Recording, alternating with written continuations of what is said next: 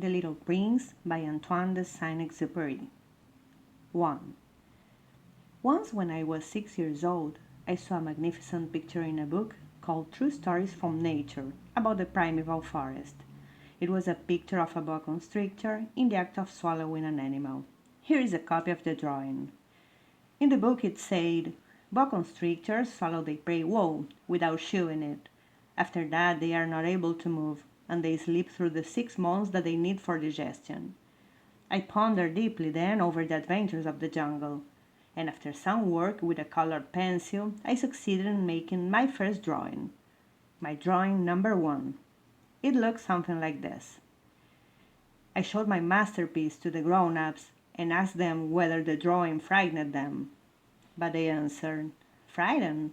Why should anyone be frightened by a head?" My drawing was not a picture of a head. It was a picture of a boa constrictor digesting an elephant.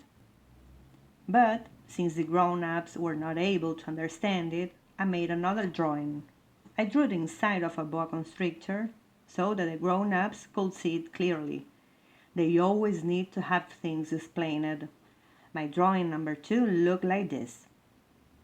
The grown-ups' response this time was to advise me to lay aside my drawings of boa constrictors, whether from the inside or the outside, and devote myself instead to geography, history, arithmetic, and grammar. That is why, at the age of 6, I gave up what might have been a magnificent career as a painter. I had been disheartened by the failure of my drawing number 1 and my drawing number 2. Grown-ups never understand anything by themselves, and it is tiresome from children to be always and forever explaining things to them. So then I chose another profession and learned to pilot airplanes. I have flown a little over all parts of the world, and it is true that geography has been very useful to me. At a glance I can distinguish China from Arizona. If one gets lost in the night, such knowledge is valuable. In the course of this life, I have had a great many encounters with a great many people who have been concerned with matters of consequence. I have lived a great deal among grown-ups. I have seen them intimately, close at hand, and that hasn't much improved my opinion of them. Whenever I met one of them who seemed to me at all clear-sighted, I tried the experiment of showing him my drawing number 1, which I have always kept.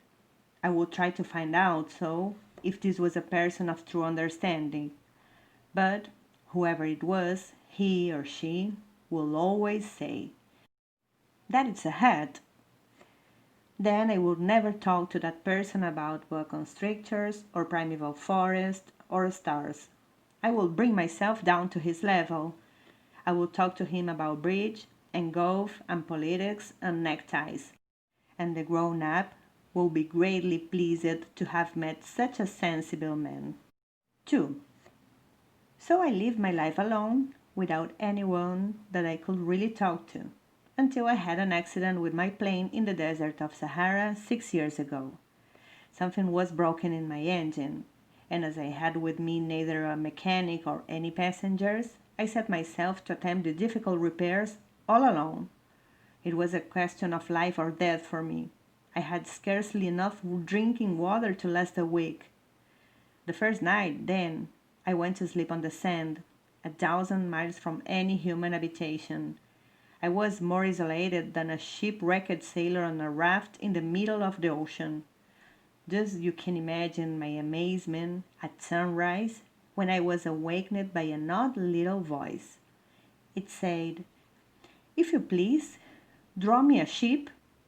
What? Draw me a ship? I jumped to my feet, completely thunderstruck. I blinked my eyes hard. I looked carefully all around me, and I saw a most extraordinary small person who stood there examining me with great seriousness. Here you may see the best portrait that later I was able to make of him. But my drawing is certainly very much less charming than its model. That, however, is not my fault. The grown-ups discouraged me on my painter's career when I was 6 years old, and I never learned to draw anything except boas from the outside and boas from the inside. Now I stare at this sudden apparition with my eyes fairly starting out of my head in astonishment. Remember, I had crashed in the desert, 1,000 miles from any inhabited region, and yet my little man seemed neither to be straying uncertainly among the sands, nor to be fainting from fatigue or hunger or thirst or fear. Nothing about him gave any suggestion of a child lost in the middle of the desert, 1,000 miles from any human habitation. When at last I was able to speak, I said to him, "But what are you doing here?" And in answer he repeated, very slowly, as if he were speaking of a matter of great consequence, "If you please, draw me a sheep." When a mystery is too overpowering, one dare not disobey. Absurd as this might seem to me, 1,000 miles from any human habitation and in danger of death, I took out of my pocket a sheet of paper and my fountain pen. But then I remember how my studies has been concentrated on geography, history, arithmetic, and grammar, and I told the little chap, a little crossly too, that I did not know how to draw. He answered me, "That doesn't matter. Draw me a sheep." But I had never drawn a sheep. So I drew for him one of the two pictures I had drawn so often.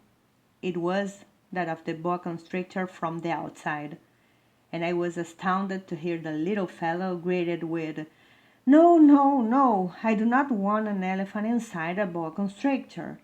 A boa constrictor is a very dangerous creature, and an elephant is very cumbersome. Where I live everything is very small. What I need is a sheep. Draw me a sheep." So then I made a drawing. He looked at it carefully.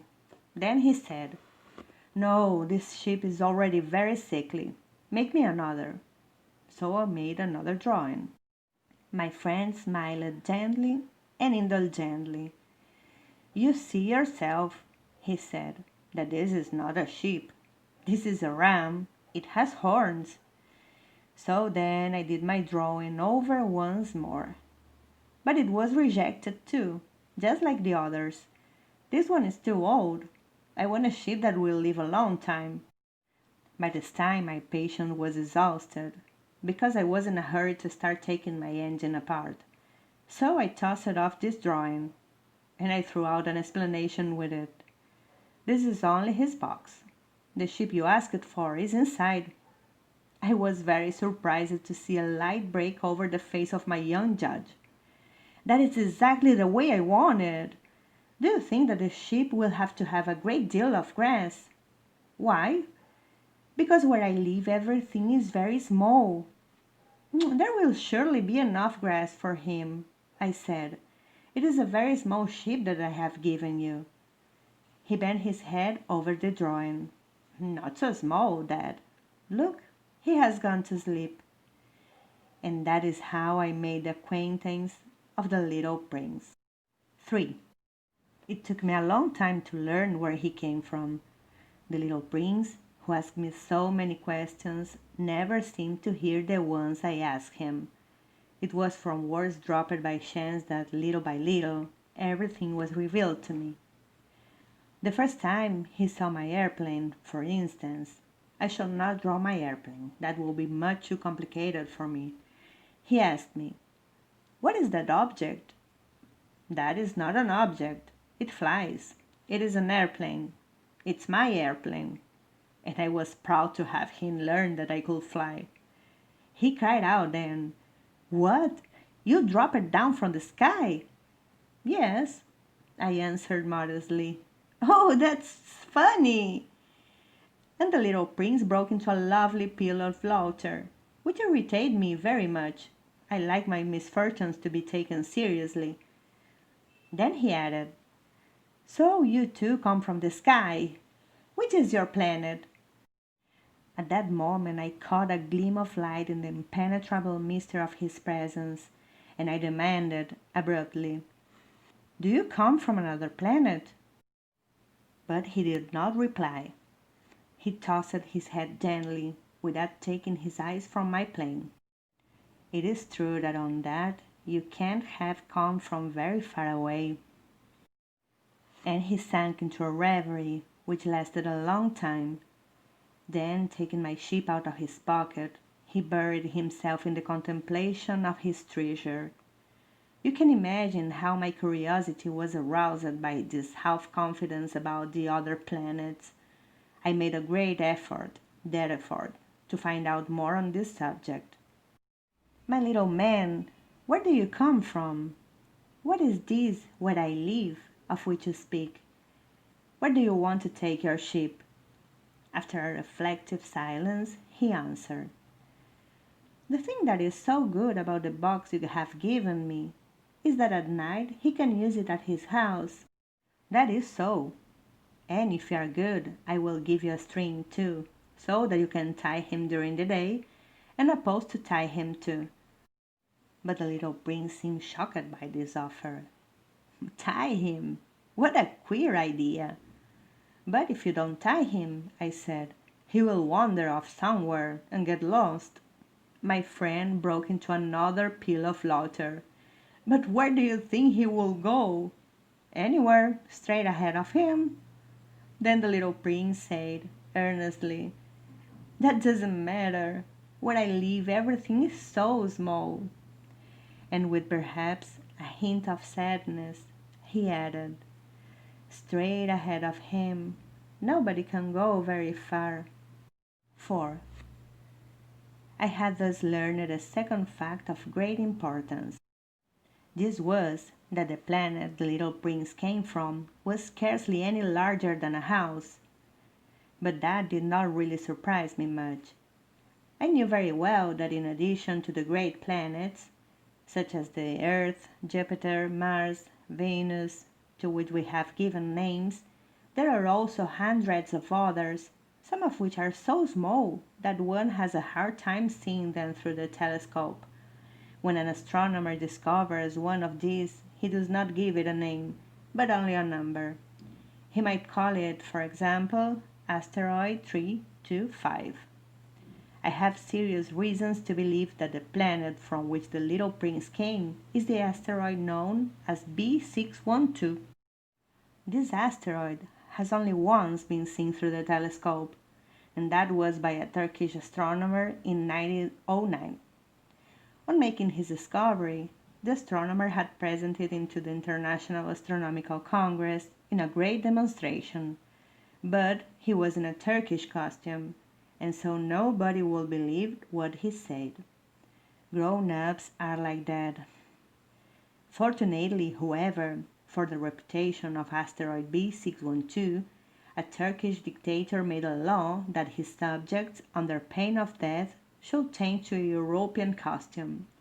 So in 1920, the astronomer gave his demonstration all over again, dressed with impressive style and elegance. And this time everybody accepted his report. If I have told you these details about the asteroid and made a note of its number for you, it is an account of the grown-ups and their ways. When you tell them that you have made a new friend, they never ask you any questions about essential matters. They never say to you, "What does his voice sound like? What games does he love best? Does he collect butterflies?" Instead, they demand, "How old is he? How many brothers has he? How much does he weigh? How much money does his father make?" Only from these figures do they think that they have learned anything about him. If you were to say to the grown-ups, "I saw a beautiful house made of rosy brick with geraniums in the window and doves in the roof," they would not be able to get any idea of that house at all. You will have to say to them, "I saw a house that cost 20,000. Then they will exclaim, "Oh, what a pretty house that is!" Just so you might say to them, "The proof that the little prince existed is that he was charming, that he loved, and that he was looking for a ship. If anybody wants a ship, that is a proof that he exists. And what good would it do to tell them that? They will shrug their shoulders and treat you like a child. But if you say to them, the planet he came from is asteroid B612, then they will be convinced and leave you in peace from their questions. They are like that. One must not hold it against them. Children should always show great forbearance toward grown-up people. But certainly for us who understand life, figures as a matter of indifference. I should have liked to begin this story in the fashion of the fairy tales. I should have liked to say, once upon a time, there was a little prince who lived on a planet that was scarcely any bigger than himself, and who had need of a ship. To those who understand life, that would have given a much greater air of truth to my story. For I do not want anyone to read my book carelessly. I have suffered too much grief in setting down these memories. 6 years have already passed since my friend went away from me with his ship. If I try to describe him here, it is to make sure that I shall not forget him. To forget a friend is sad. Not everyone has had a friend. And if I forget him, I may become like the grown-ups who are no longer interested in anything but figures. It is for that purpose, again, that I have bought a box of paints and some pencils. It is hard to take up drawing again at my age, when I have never made any pictures except those of the boa constrictor from the outside and the boa constrictor from the inside since I was 6. I shall certainly try to make my portraits as true to life as possible, but I am not at all sure of success. One drawing goes along all right, and another has no resemblance to its subject. I make some errors, too, in the little prince's height. In one place he is too tall, and in another too short, and I feel some doubts about the color of his costume. So I fumble along as best I can, no good, no bad, and I hope generally fair to middling. In certain more important details I shall make mistakes also, but that is something that will not be my fault. My friend never explained anything to me. He thought, perhaps, that I was like himself. But I, Alice, do not know how to see sheep through the walls of boxes.